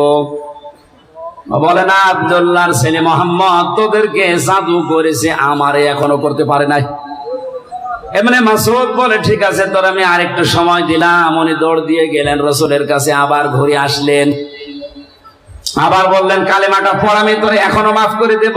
আমি নবীকে বলবো যেন তিনিও মাফ করে দেয়। ও আবার ওই একই কথা, যে আব্দুল্লাহর ছেলে তোদেরকে জাদু করতে পেরেছে, আমাকে এখনো করতে পারে নাই। আমি এখনো যদি মোহাম্মদকে আমার কাছে পেতাম, তাকে আমি নিজে টুকরা টুকরা করতাম। আব্দুল্লাহ ইবনে মাসউদ বলে, এবার আর তোরে ছাড় দেওয়া যায় না, এতক্ষণ পর্যন্ত তোরে 3 বার ছাড় দিলাম, তুই আবার আমার নবীর দিকে আঙ্গুল তুলেছিস, তোরে আঙ্গুলও রাখবো না, এ মুখও রাখবো না। ছুরি চালিয়ে দিলেন। ও বলেছিল মাথাটা বড় করে কাটতে, ওর বিপরীতটা করে মাথা ছোট করে কাটলেন এই থুতমের নিচ দিয়ে। মাথাটা আলাদা হয়ে পড়ে আছে। চিন্তা করলেন নিয়ে যাই, তোলার চেষ্টা করলেন, দেখেন না, নড়ে না। তরবারি ছিল যেটা, কানের একদিকে ছিদ্র করলেন, এক কানের ভেতরে ছিদ্রি করে রশি ঢুকিয়ে প্যাঁচ দিয়ে বেঁধে আর আগা দিয়ে টান দিলেন। দেখে না, মাথা নড়ে না। চিন্তা করলেন, এ মায়ের শয়তানের মাথায় এত ভারী হয়ে গেল কি করে? আমি একটা যুবক মানুষ, এত চেষ্টা করি মাথা নড়ানোর, কিন্তু নড়ে না। উনি বললেন, দেখি আর একটা কান ছিদ্র করি। দ্বিতীয় কান ছিদ্র করে ভেতরে রশি ঢোকালেন। মা রশির 2 মাথা টাইট করে বেঁধে নিজের বুকের কাছে রশি দিয়ে এবার টানতে আরম্ভ করলেন। দেখে হ্যাঁ, মাথা নড়ে। আল্লাহ রাব্বুল আলামিন যেন জানাতে চেয়েছে, ইবনে মাসউদ, আমার কোরআনে কারীমের পক্ষে থাকার কারণে এই লোকটা তোর একটা কান ছিদ্র করেছিল, আমি আল্লাহ তোর হাতে ওর 2টা কান দুনিয়ায় ছিদ্র করে ওকে প্রতিশোধ নিয়ে দেখিয়ে দিলাম। আমার তো মনে হচ্ছে বাংলাদেশে অনেকের উপরে আমার আল্লাহ প্রতিশোধ আরম্ভ করে দিয়েছে। আপনি একটা মানুষকে মারবেন, মেরে ফেলেন, চোখ তুললেন কোন কারণে? মনে করছেন তার মা বাবার দোয়া বৃথা যাবে? কখনো না। কারণ মায়ের দোয়া আর বাবার দোয়া আরো সে চলে যায়। তার মায়ের ওই কান্না আমি ওই বছরে শুনেছিলাম, বাবার আফসোস দেখেছিলাম। বারবার মা বাবা বলছিল, আমার ছেলেকে তোরা মারবি, মেরে ফেল, কিন্তু আমার ছেলেটা চোখ তুলি নিলি কোন কারণে? আমার মনে হয় মা বাবা তাহাজ্জুদের পানিতে বসে আল্লাহর দরবারে বিচার দিয়ে ফেলেছিল। ওই বিচার আমার আল্লাহ এখনো পর্যন্ত ভুলে যায় নাই। আপনি তার 1 চোখ তুলেছিলেন, 2 চোখ তুলেছিলেন, আপনাকে আল্লাহ এত টুকরা টুকরা করে দুনিয়া থেকে বিদায় দিয়েছে যে জানাজা পড়ানোর জন্য একটা টুকরা এখন পাওয়া যাচ্ছে না।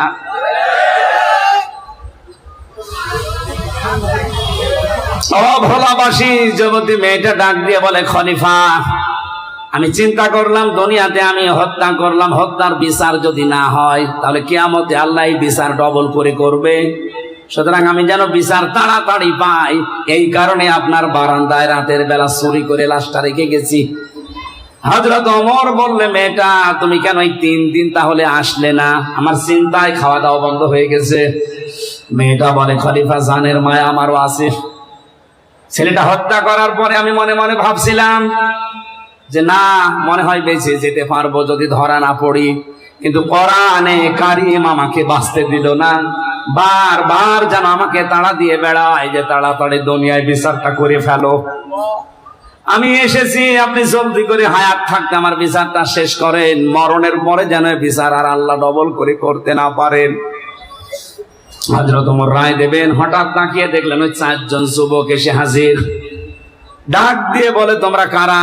বলে, আপনি যে বিচারের রায় দেবেন বলে দাঁড়িয়েছেন, বসে আছেন, ওই বিচারের আসল আসামি আমরা 4 জন।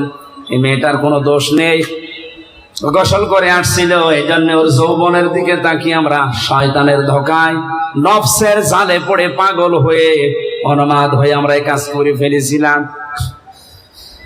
হযরত ওমর ডাক দিয়ে বলে, যুবকেরা তাহলে 4 দিন তোমরা আসলে না কেন? 3 দিন পার হয়ে গেল। তারা বলছে, খলিফা কাজটা করার পরে শয়তান যেহেতু আমাদের কাছে আর ছিল না, এখানে একটা মাসলা বের হয়, কোন অপরাধ যদি আপনি করেন মনে করবেন শয়তান আপনাকে দখল করে ফেলেছে, কাজটা শেষ হওয়ার পরে শয়তান যখন আপনার কাছ থেকে পৃথক হয়ে যায় তখন মনে মনে আপনার একটা আফসোস আছে। আমরা জেনা করার পর শয়তান যেহেতু আমাদের কাছে আর নেই, আমাদের বিবেক তখন আমাদের তাড়া দিচ্ছে যে কি করলাম। কিন্তু আমাদের তো জীবনের মায়া আছে। মনে মনে ভাবছিলাম যদি এটা ধরতে না পারে তাহলে মনে হয় আমরা বেঁচে যেতে পারবো, আর বিচার হবে না। কিন্তু আমরা এই দেশে কোরআনে কারীম পড়ি, বুঝি, জানি, কোরআন আমাদেরকে বাঁচতে দিল না। এই 3 দিন আমাদেরকে তাড়া দিয়ে বেড়াই কোরআনের আয়াত, ইয়া আইয়ুহাল্লাযীনা আমানু কুতিবা আলাইকুমুল কিতালু ফিল কতলা। আল্লাহ রাব্বুল আলামিন ঈমানদারদের জন্য এই কিসাসের এই যে বিধান, মানুষ হত্যা করলে হত্যা করা লাগবে, এটা লিখে দিয়েছেন। এটা ফরজ না, এটা লিখা, একেবারে সই স্বাক্ষর করে স্টাম্প করা বিধান। কোরআনের আয়াত আমাদেরকে বারবার তাড়া দেয় যে তাড়াতাড়ি বিচারটা দুনিয়ায় করে ফেলো। আমরা জীবনের মায়া থাকার পরও কোরআনের তাড়া খেয়ে আর বাঁচতে পারলাম না। আপনি জলদি করে দুনিয়ায় বিচারটা করেন, মরণের পরে যেন এই বিষয়ে আল্লাহ আমাদেরকে আর জিজ্ঞাসা না করে। আমি যেটা বোঝাতে চাচ্ছিলাম এই ছোট্ট ঘটনা দিয়ে, পৃথিবীতে যদি কোরআনে কারীম বিজয়ী থাকে, কায়েম থাকে, প্রতিষ্ঠিত থাকে, মানবীয় গুণের কারণে হয়তো আমরা অপরাধী হব, গুনাহ করব, কিন্তু কোরআনে কারীমের তাড়া খেয়ে দুনিয়ার জীবন ত্যাগ করার আগে আমাদেরকে নিষ্পাপ করে আল্লাহ কোরআন দিয়ে বিদায় দেবেন। এই জন্য তো বারবার বলছি কোরআনে কারীম কি করে কায়েম করা যায়, বিজয়ী করা যায়, এই চেষ্টায় আমাদের থাকা লাগবে। তাহলে দুনিয়াতে আমরা গুনাহ করলেও মরণের আগে কোরআন আমাদেরকে তাওবা করার মাধ্যমে হোক, জরিমানার মাধ্যমে হোক, মুক্তিপণের মাধ্যমে হোক, যে কোনো মাধ্যমে ওটা মাফ করিয়ে তারপরে আল্লাহর কাছে আল্লাহ নিয়ে যাবে। আল্লাহ আমাদেরকে হাদিসটা প্র্যাকটিক্যাল লাইফে আমল করার তৌফিক দেন, বলেন আমিন। আজকের যে আয়াতগুলো পড়েছিলাম আমার সামারাইজের বিষয়, আলোচনার সাবজেক্ট এই মুক্তিপণ। কি বললাম? এটা দুনিয়ায় দেখলেন মুক্তিপণ দিয়ে হত্যার মামলা থেকেও বাঁচা যায়। কিয়ামতের ময়দানে আল্লাহ পাক বলেন হাজার হাজার লক্ষ মানুষের আমাকে মুক্তিপণ দিতে চাইবে। ওয়ালা ইয়াসআলু হামিমুন হামিমান ইউবাসসিরুনাহু। এর আগে সূরা মাআরিজের 1 থেকে 9 নম্বর আয়াত পর্যন্ত আল্লাহ কিয়ামতের ভয়াবহতা তুলে ধরেছেন যে এক একটা দিন হবে 50,000 বছরের মতো লম্বা, পাহাড়গুলো উড়ে যাবে, সারা ময়দানে একটা আওয়াজ হতে থাকবে, পানি চাই, পানি চাই। এ কঠিন পরিস্থিতিতে আল্লাহ পাক বলেন সবচাইতে অন্তরঙ্গ বন্ধু দুনিয়া যে তোমার ছিল তাকে তোমার সামনে আনা হবে। ইউবাসসিরুনাহু, খুব খেয়াল করে মিলাবেন নিজের সাথে। আপনার সব চাইতে নিকট আত্মীয়, নিকট বন্ধু, যিনি অন্তরঙ্গ শহীদ, এই লোকটাকে আপনার সামনে আল্লাহ একেবারে সামনাসামনি হাজির করবে। আমার এখানে একটা প্রশ্ন আসে, বিশেষ করে এই ভোলা, এই বরিশাল বিভাগে এইটা বেশি। আজ হাজারো মানুষ বিভিন্ন কায়দা কৌশল করে ছড়িয়ে দিয়েছে কিয়ামতের ময়দানে এক একজন পীর সাহেব লক্ষ লক্ষ মুরিদ নিয়ে আল্লাহর সামনে হাজির হবে। এটা ডাহা মিথ্যা কথা, পুরা বানোয়াট, পুরা ধোঁকাবাজি পূর্ণ কথা। কোরআনে কারিমের সূরা মারিয়াম 16 নম্বর পারা 10 নম্বর পৃষ্ঠা 15 নম্বর লাইনের 95 নম্বর আয়াত, ওয়াকুল্লুহুম আতিহি ইয়াউমাল কিয়ামাতি ফারদা। আল্লাহ পাক বলেন কিয়ামতে প্রতিটি মানুষকে আমি আল্লাহর সামনে যখন হাজির করব বিচারের জন্য, প্রত্যেকটি মানুষ উঠবে স্রেফ একা একা। কয়জন করি এই আয়াত আমি বানালাম? বলেন, যারা বলে লক্ষ লক্ষ মুরিদ নিয়ে আমার বাবা জান দাদা জান উঠবে, এটা বানানো কথা নয়। এই আয়াতের পুরা সাংঘর্ষিক। কিয়ামতে আপনি আল্লাহর কাছে উঠবেন স্রেফ একা একা, কেউ থাকবে না আপনার সাথে।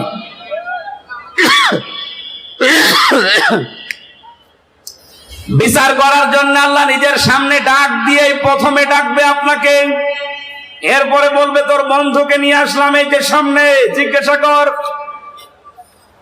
আল্লাহ পাক বলেন ও বন্ধুকে দেখার পরে মনে করবে লাউ ইয়াফতাদি মিন আযাবি ইয়াউমিদিন বিবানি।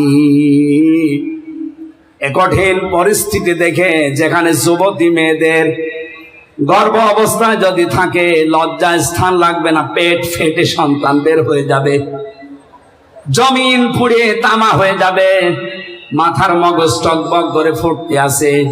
অভোলাবাসী নিজের দিকে তাকিয়ে এখন একটু ভাবেন তো, এই ময়দানে মনে করেন আপনি আছেন, আপনার বন্ধুকে শুধু প্রথম আল্লাহ নিয়ে এসে বলবে একে কি করবা দেখো, এত পরিচিত তোমার, বলবে আল্লাহ এ বন্ধুকে আমি দিয়ে দিলাম মুক্তিপণ হিসাবে, তুমি আমারে ছেড়ে দাও। আল্লাহ বলেন হবে না। দ্বিতীয় নম্বর বলবে আমার সন্তানকে আমি দিয়ে দিলাম। কোন সন্তান? যেটা নিজের জীবনের চাইতে মানুষ বেশি ভালোবাসে।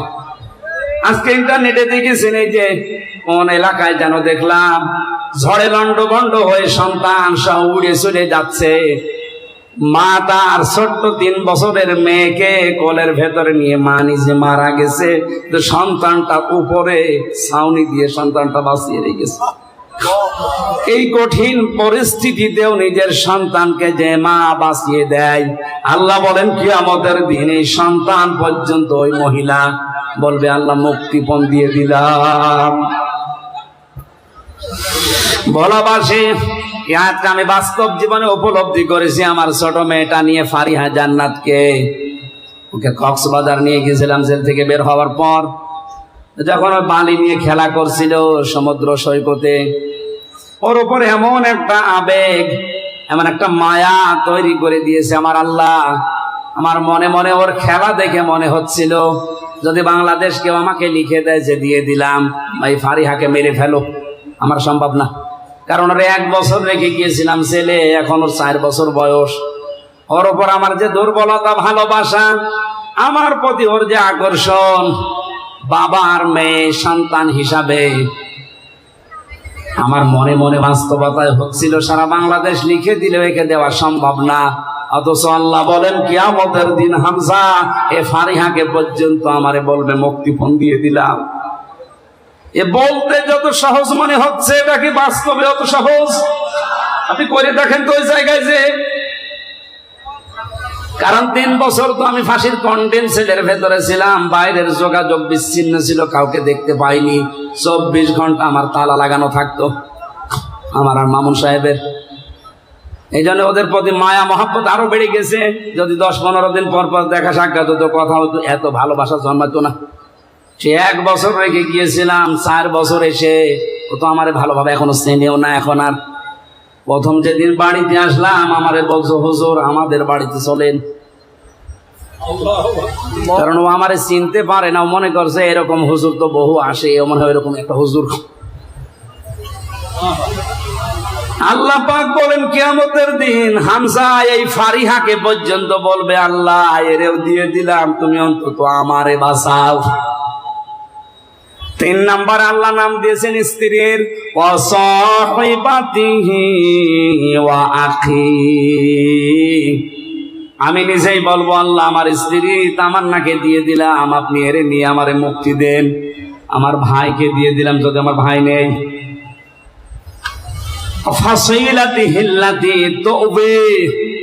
আমার জ্ঞাতি গোষ্ঠী আমাকে যারা আশ্রয় দিত, রাজনৈতিক, সামাজিক, পারিবারিক, দলীয় বিভিন্ন কায়দায় যারা আমাকে আশ্রয় দিয়েছে, আমার মামলার বিষয়ে যারা লড়ালড়ি করেছে, নড়াচড়া করেছে, আমাকে এখনো যারা বিভিন্ন জেলায় গেলে আশ্রয় দেয়, সবগুলো কিয়ামতের দিন আমি বলবো, আল্লাহ সব দিয়ে দিলাম।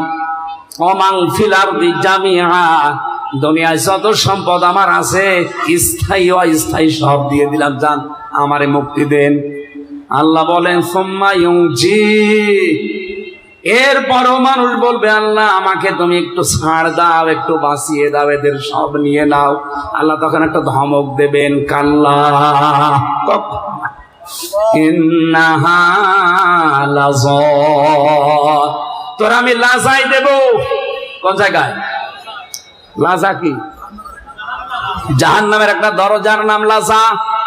ভোলাবাসী, এখানে একটা নিরসন হওয়া দরকার। অনেকে মনে করেন জাহান্নাম 7টা, জান্নাত 8টা।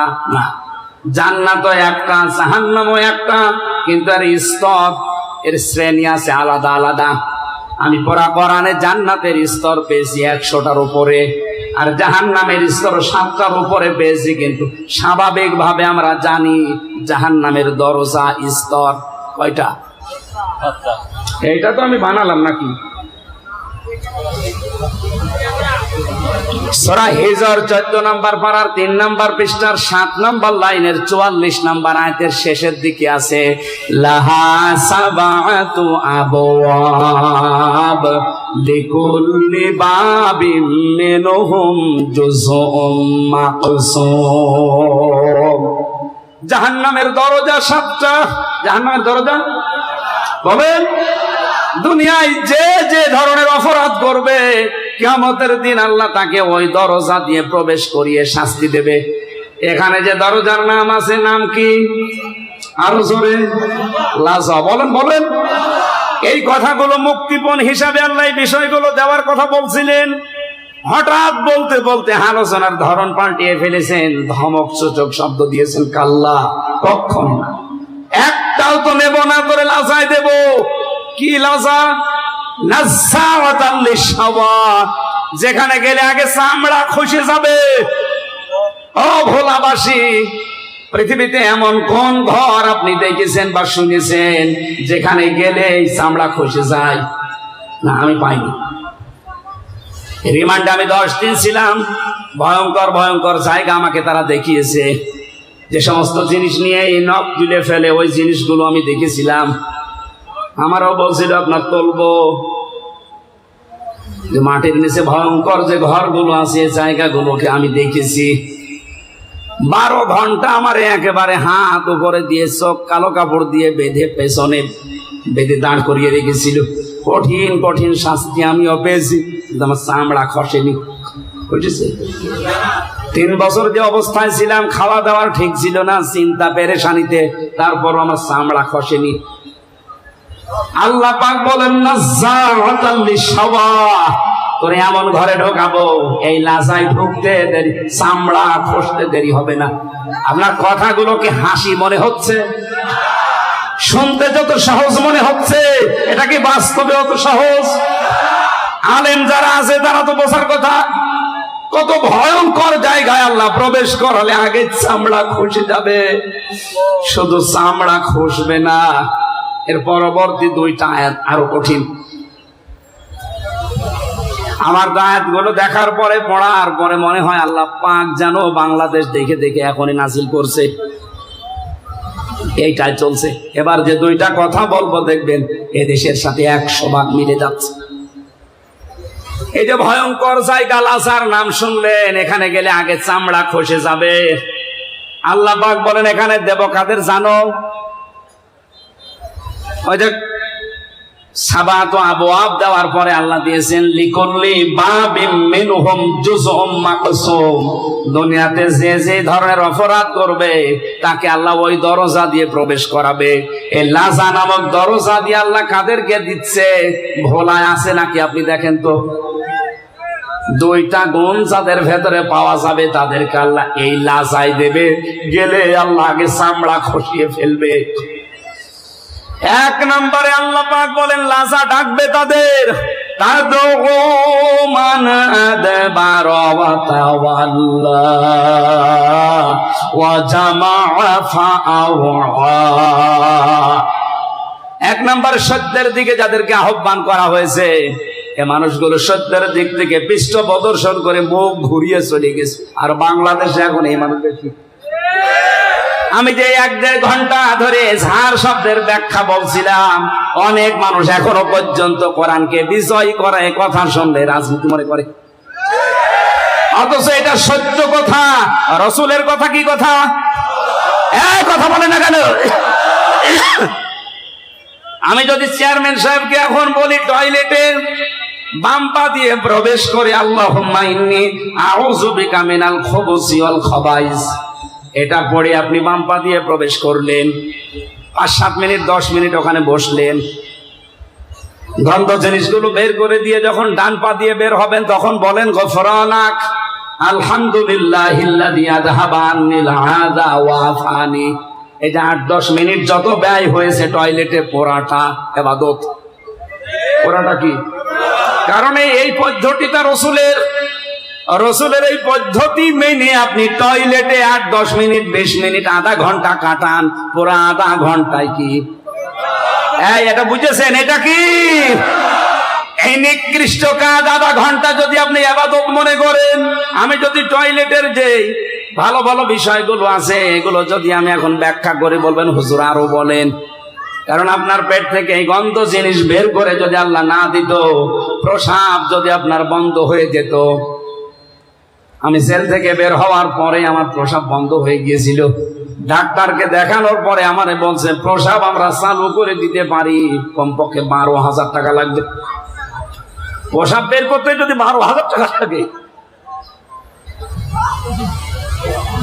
এটা যে কত বিষয়গুলো ছাকনি দিয়ে ছাকার মতো এই টয়লেট দিয়ে এই প্রসাব দিয়ে আল্লাহ আমারা বের করে দেয়। এই জন্যই তো আযহাবা আন্নিল আযা ওয়া আফানি বলা হয়। আল্লাহ এই গন্ধ জিনিসগুলো শরীর থেকে তুমি বের করে শেষ করে দাওনি, আমাকে শান্তি স্বস্তি একটা নিরাপত্তা দিয়েছো, একটা আনন্দ লাগছে, আমার কাছে ভালো লাগছে। এখন 8-10 মিনিটের বিষয়গুলো 20 মিনিটের বিষয় আপনার কাছে খুব ভালো মনে হচ্ছে, বলেন হুজুর আরো।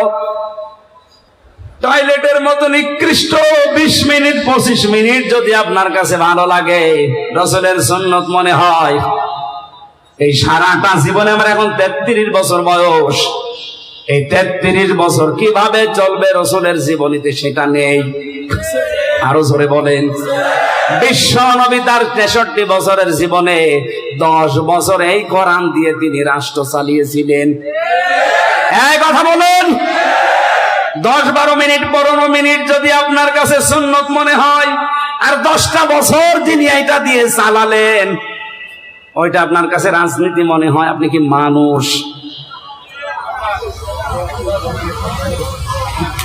সত্যের দিকে আহ্বান করার পরেও যদি কেউ ঘাড় ঘুরিয়ে চলে যান, অহংকার করে, বোঝার পরে না বোঝার ভান করে মুখ ফিরিয়ে চলে যান, আপনাকে দিয়ে আল্লাহ লাজা ভর্তি করবে, যেখানে গেলেই চামড়া আগে খসাবে। এখন তো হয়তো কিছু টের পাচ্ছেন না, চোখ বন্ধ করে দেখেন কি অবস্থা হয়। দ্বিতীয় নম্বরটা তো আরো কঠিন। যারা দুনিয়ায় মাল সম্পদ জমা করে আর এটা সংরক্ষণ করা যায় কি করে সেই চিন্তা ভাবনা করে। অনেকে আজ এটা করছে, দেশে পারছে না, বেগম পাড়া বানাচ্ছে। ও চিন্তা একটাই যে যাই করেছি সঞ্চয়, এটা কি করে টিকিয়ে রাখা যায়। এই গুণ যাদের ভেতরে আছে বাংলাদেশে, তারা আল্লাহ যায় যাবে। এবার আমার আল্লাহ 3টা গুণ অন্য বিষয় বর্ণনা করার পরে 12টা গুণ দিয়েছেন আলাদা। আমার মনে হয় তাফসীর আকারে কথা বলতে গেলে এখনো 1.5-2 ঘন্টা লাগবে। আপনারা থাকবেন? আর আপনারা থাকবেন? আমার শরীর কণ্ঠ কিছু তো সাপোর্ট করছে না, এইভাবে করলে তো কালকের মাহফিল হবে না। ডাক্তার বলেছিল কথা বলবেন না, কথা বন্ধ করে দিন, 8-10 দিন গলাটা উঠে যাবে। তো কথা বন্ধ করবো কি করে? প্রতিদিন যাবে মানুষ চাপ দেয়, কথা বল মনে করে আধা ঘন্টা হয়ে যায়, 1 ঘন্টা বলে না আরো চালান, 1.5 ঘন্টা আরো চালান। এই জন্য গলা আর ভালোই হচ্ছে না। আজকে যেহেতু 1.5 ঘন্টা হয়ে যাচ্ছে, আমি মনে হয় আয়াত পড়া শেষ করা সম্ভব না ভাই। লক্ষ লক্ষ কথা এখনো এক একটা শব্দের ভেতরে আছে। এই আর ভেতরে আছে 4টা, এই 4টাকে ভাগ করলে হয় 12টা, 12টা ভাগ করলে হয় 42টা, 42টা ভাগ করলে 120টা। এতগুলো পয়েন্টের ভেতরে আছে, সব আমার মাথার ভেতরে আল্লাহ দিয়েছে। একটা একটা করে তাফসীর করতে গেলে 1-2 ঘন্টা 2.5 ঘন্টার বিষয় না। এই বোরহানুদ্দিনে ডক্টর অলিউল্লাহ স্যার না কি বললো, আর একটা মাহফিল নিয়েছে এখান থেকে 2 কিলো দূরে, ওখানে এসেন। আমি ইন্নাল ইনসানা খুলিকা হালুয়া থেকে শুরু করব, আজকে শেষ করছি। মা বোনেরা এসেছিলেন, সম্মানিতা মা বোনেরা, সবচাইতে বড় সম্পদ আপনার জন্যে আপনার স্বামী, এটাকে একটু গুরুত্ব দিয়ে চলবে, কারণ এটা নিয়ে সমস্যা চলছে সারা দেশে। আল্লাহ আমাদেরকে মানার তৌফিক দিন। আমি সৈয়দ কামাল উদ্দিন জাফরি হুজুর, কারি গোলাম মোস্তফা ভাই সহ যারা আলেমরা এসেছেন তাদের হায়াতে তাজ্জিবা সিহাতে কুল্লিয়া কামনা করে মোনাজাতের মাধ্যমে শেষ করছি। আগামীতে দেখা হলে শরীর সুস্থ থাকলে, কণ্ঠ সাপোর্ট করলে কথা বলবো। আল্লাহুম্মা আমিন। রব্বানা যালামনা আনফুসানা ওয়া ইল্লাম তাগফির লানা ওয়া তারহামনা লানাকুনান্না মিনাল খাসিরিন। এই আমি মুসাফির মানুষ, অসুস্থ অবস্থায় আছি এবং মাজলুম অবস্থায় আছি। বসেন, মোনাজাত কবুল হবে আমি আশা করছি ইনশাআল্লাহ। বসেন, মোনাজাতটা বসে করেন। এই মিডিয়া সব বসো, মোনাজাতটা বসে করো, বসো। শেষ মোনাজাত করছি, বসেন। মাথা নিচু করেন, মাথা নিচু করেন, চক্ষু বন্ধ করেন, জীবনের অপরাধগুলো স্মরণ করেন। বসেন বসেন, যে যেখানে আছেন মোনাজাতটার জন্য একটু বসেন 5-7 মিনিট। জীবনের অপরাধ গুলো স্মরণ করেন। আশা করছি কোরআনের ইজ্জতে আল্লাহ পেছনের অপরাধ গুলো সব মাফ করে শেষ করে দেবে না, ওগুলো নেকি দিয়ে পাল্টিয়ে দেবে ইনশাআল্লাহ। রব্বানা যালামনা আনফুসানা ওয়া ইল্লাম তাগফির লানা ওয়া তারহামনা লানাকুনান্না মিনাল খাসিরিন। রব্বুল আলামিন ভোলা জেলার বোরহানউদ্দিন থানার বোরহানগঞ্জ বাজারের দিকে তাকাও। হাজার হাজার বান্দা বান্দি চাতক পাখির মতো রাত 12টা বেজে যাচ্ছে, এরা তাকিয়ে আছে। কোরআন শোনার জন্য যে আগ্রহ এরা দেখিয়েছে, আমার মনে হয় তোমার নবী যদি এখন বেঁচে থাকতেন, আর বিশ্ব নবী যদি এই ভোলার বোরহানগঞ্জে এসে তাফসীর শোনাতে, এরা সারা রাত এখানে বসে থাকতো, কেউ মাথা নাড়াতো না। কোরআন শোনার জন্য, বোঝার জন্য এত আগ্রহ যাদের, এদেরকে তুমি একেবারে খালি হাতে ফেরত দিও না। রব্বুল আলামিন আমার কণ্ঠ তো সাপোর্ট করছে না, এই জন্য আমি শেষ করে দিলাম। যতটুকুই বলেছি ভাঙ্গা কণ্ঠ দিয়ে, প্রচন্ড গরমের ভেতরে হলে ওরা তোমার কোরআন শুনেছে, বোঝার চেষ্টা করেছে। আল্লাহ বাকিটা আমাদের প্র্যাকটিক্যাল লাইফে তুমি সেট করার তৌফিক দিয়ে দাও। সওয়াবগুলো আমাদের নবীজির রওজায় পৌঁছিয়ে দাও। দুনিয়ার মাঠের নিচে যারা ঘুমিয়ে গেল এদেরকে মাফ করে দাও। এই ভোলা জেলার মাঠের নিচে যত মানুষ ঘুমিয়ে আছে এদেরকে ক্ষমা করে দাও। রব্বুল আলামিন, আমি ছোটবেলায় বরিশালে কিছু সময় কাটিয়েছিলাম। এই বরিশালকে আমি মন থেকে ভালোবাসি। আমি জানি সারা বাংলাদেশের ভেতরে বরিশাল বিভাগের মানুষেরা কিছুটা হলেও কিছুটা এরা পর্দা মেনটেন করে চলার চেষ্টা করে। রব্বুল আলামিন আমার মা বোনদেরকে, আমার চাচা খালাদেরকে তুমি পর্দায় থাকার তৌফিক দাও। এই মাহফিলের আয়োজন করতে গিয়ে বোরহানগঞ্জ বাজার সমিতি কর্তৃক এলাকার মানুষেরা নিজেদের টাকা পয়সা গুলো তাফসীর মাহফিলে খরচ করে জান জামে দিল। এই 2বার নষ্ট হয়েছে মাহফিলটা। এরপরও এরা কোরআনে কারীম প্রসার হবে, কোরআন মানুষ শুনবে, এই নিয়েতে আবার অর্থ দিয়েছে। এদের এই টাকাগুলো তুমি ওসমানের সাথে কবুল করে দাও। রব্বুল আলামিন মাহফিলের কমিটিতে যারা আছে, এই বাজারের ব্যবসায় যারা আছে, এদের হালাল ব্যবসায় বরকত দিয়ে দাও। যে রেমাল গেল বিশাল ঘূর্ণিঝড় এলাকার উপর দিয়ে বয়ে গেল, পটুয়াখালী, রাঙ্গামাটি, পটুয়াখালী, রাঙ্গাবালি, বাফল, কলাপাড়া সহ এ ভোলার উপর দিয়ে আল্লাহ এদের ক্ষয়ক্ষতি কাটিয়ে ওঠার তৌফিক দাও। আমার গায়েবী মদদ এদের উপর নাজিল করো। আজকের মাহফিলে কোরআনে কারীম থেকে যারাই কথা বলেছে, আহলে আলেমদের কথাগুলো আমাদেরকে মেনে চলার তৌফিক দাও। বিশেষ করে ইউসুফ ভাই, নূর হোসেন ভাই সহ শ্রদ্ধাভাজন বড় ভাই ওবায়দুল্লাহ তারিক সহ যত আলেম এখানে কথা বলেছে, এদের কথা আমাদের জীবনে সেট করে দাও। কারি গোলাম মুস্তাফা তোমার গোলামকে কবুল করো। সম্মানিত সভাপতি, আল্লাহ তাআলা আমাদের এলাকার এই ইউনিয়নের সম্মানিত চেয়ারম্যান, যে দায়িত্ব তার মাথার উপরে দিয়েছে, ও সততার সাথে পালন করার তৌফিক দাও। এই দায়িত্বটাই যেন তাকে জান্নাতে নিয়ে যায়, এই ব্যবস্থা করে দাও। আল্লাহ তাআলা ভোলায় আসলেই যার কথা মনে পড়ে, আল্লামা সৈয়দ কামাল উদ্দিন জাফরি হাফিজাহুল্লাহ, শ্রদ্ধাভাজন ওস্তাদের হায়াত বাড়িয়ে দাও। তার জীবনের ভালো কাজগুলো কবুল করো। মানুষ হিসাবে অন্যায় যদি কিছু করে, আল্লাহ তুমি মাফ করে দাও।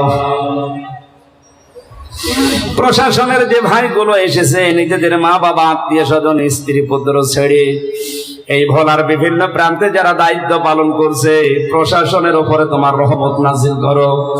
বোরহান উদ্দিন থানার ওসি, এ থানার টিওনো, যত পুলিশ সদস্য ভাইরা কাজ করছে, ভোলা জেলার ডিসিএসপি সহ যত মানুষ এখানে প্রশাসনে আছে, আল্লাহ তুমি এদের জীবনকে কবুল করে নাও। এদের জীবনের উপরে বালা মুসিবত গুলো দূর করে দাও। এদের শরীরটা তুমি সুস্থ রাখো। জান মাল ইজ্জত আবরু হেফাজতের জন্য যারা শ্রম দেয়, আজকের মাহফিলেও যারা শ্রম দিয়েছে, এদের শ্রম গুলো ইবাদত হিসাবে কবুল করে নাও। আগামীতে এই মাহফিলটা কোরআনের প্রসারে আরো বিশাল আকারে মঞ্জুর করো। আল্লাহ তাআলা আমার সফর সঙ্গে এসেছে জিহাদ, তার জীবনকে তুমি জিহাদের ময়দানে কাটার তৌফিক দাও। জিহাদকে জিহাদের নামের ওসিলায় কবুল করে নাও। আমার স্ত্রী অসুস্থ হয়ে আছে, তাকে শেফায়ে কামেলা আজেলা নসিব করো। আমার মা বাবাকে মাফ করে দাও। আমার কণ্ঠটা তুমি ভিক্ষা দাও, আমার কণ্ঠটা তুমি ছেড়ে দাও। কখন কার মরণ চলে আসে জানি না, এটাও আমাদের খবর নেই। এই বোরহানগঞ্জ বাজারে কার কাফনের কাপড় এসে গড়াগড়ি করছে, আল্লাহ তাআলা ওই কাপড়টা শরীরে ছড়ানোর আগে আমরা যেন খাঁটি ইমানদার হতে পারি, তৌফিক দাও। এই মাহফিলের বরেণ্য সদস্য যারা আছে, বিশেষ করে আমার আব্দুল মমিন ভাই সহ যত যুবক বান্দারা আশ্রম দিয়েছে, আল্লাহ তাদেরকে আব্দুল মমিন, তোমার মমিন নামের খাতিরে কবুল করে নাও। আল্লাহুম্মা ইন্নী আসআলুকা শাহাদাতান ফি